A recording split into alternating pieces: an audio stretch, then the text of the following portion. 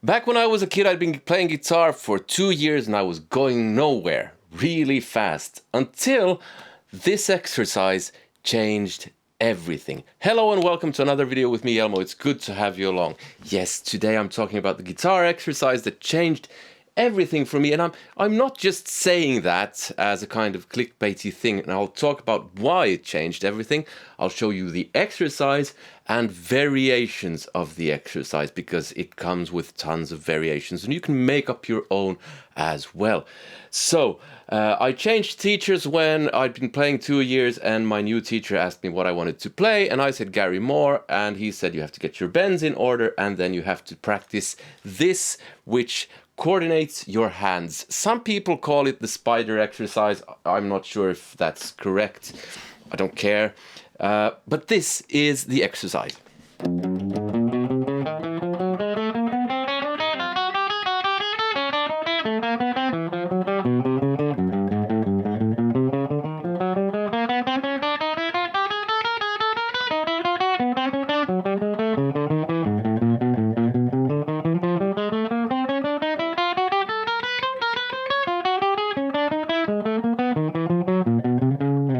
And then you go back down. You can go as far as you want, up and down.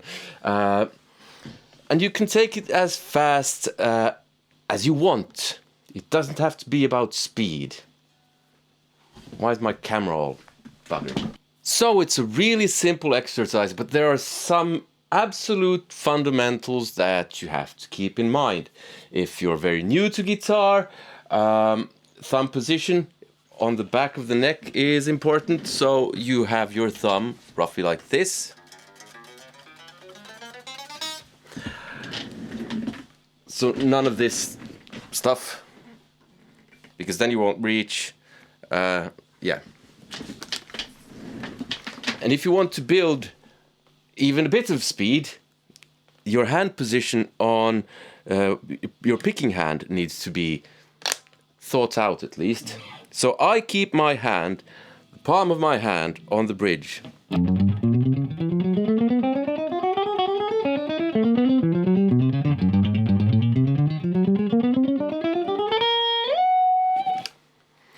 That is because when I play faster stuff than this, gives me an anchor point. Yeah, that's not too important for this one, at least at the moment. Now, like I said, it comes with variations. The first variation is really simple. It's just that you take the same pattern, index, middle, ring, pinky, but you don't just go that way, you also move positions. Whoops.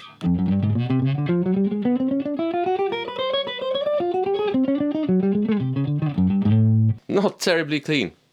For me, this was a good thing because, especially at the time, I got pretty easily bored.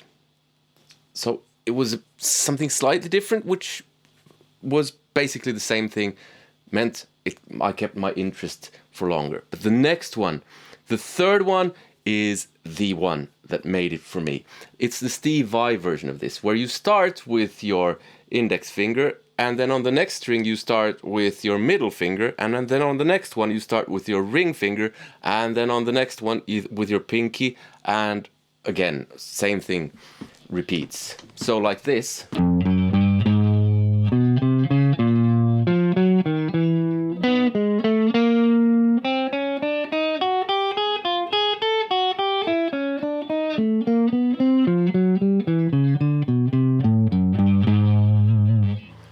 So a bit faster, a bit longer would be.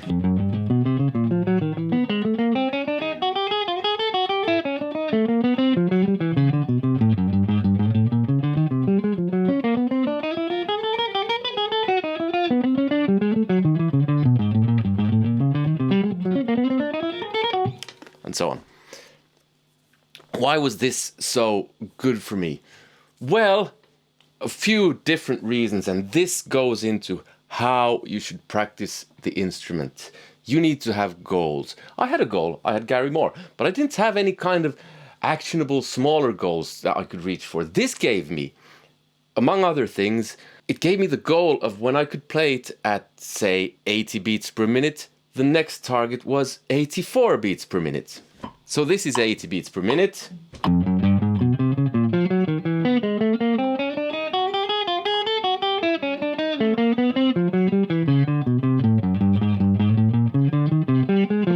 So that's 80 beats per minute. When I could do that, I would go up to 84 and to 88, 92, 96, and so on. And it made it kind of a competition for me. I was competing against myself, trying to improve and be better every single day. And I had a goal which the metronome told me. And this is what changed everything, because previously I'd just been learning some stuff here and there, not really had any goals, and it didn't really, or very few of the things that I was learning actually tied in with my big dream. It wasn't even a goal of being like Gary Moore or Steve Vai or Yngwie Malmsteen. It was a dream, but the dream became a goal when I got the smaller goals that were actually doable. And it gave me a sense of purpose and drive, and I became enthusiastic when I succeeded with something, and that provided momentum, and eventually it became a passion for me. Guitar was at one point in my life the only thing that I really wanted to do. It also provided one other thing, which I've done later on. It made me break it down into smaller pieces. So for instance, this bit was tricky at one point, so I just practiced that. Instead of just starting over from, I just play this.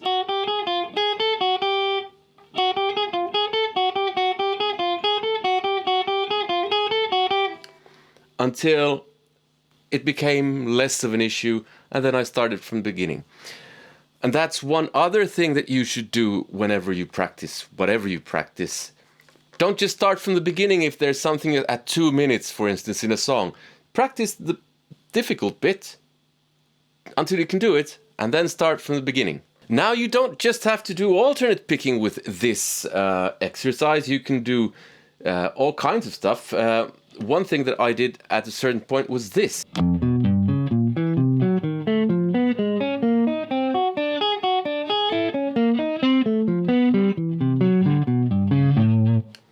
And so on. It's a bit weird. You could even do that as a string skipping thing. And so on. I haven't written that out, but that's the same idea. So that's another variation you can do. You could also do it as a hybrid pick thing.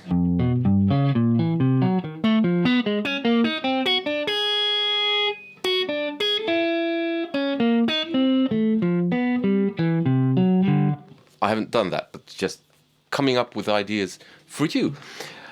Or you could do economy picking by doing 3 notes per string.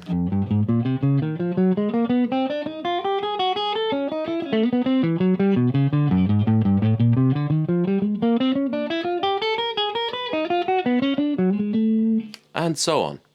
Or you can do different finger order. I know my pinky waves about a lot. I don't really care about that because it works fine. But ideally, you would want less movements of the fingers. And still, it's flapping about a bit too much. But yeah, you get the idea. Or you could do something where you keep each finger locked in place when you play the next note. So, and then when you switch strings, you keep these in place. But I've never done that, so those are some ideas for you. Yes, the spider exercise changed everything for me, and like I said, I'm not just saying it.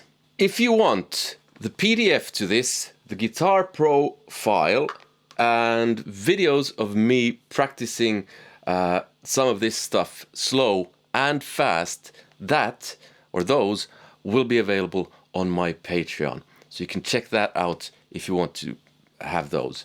I also discuss some other small bits when I practice these things.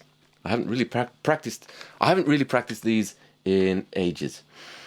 If you don't know how to practice the guitar, there's a slightly more comprehensive guide here.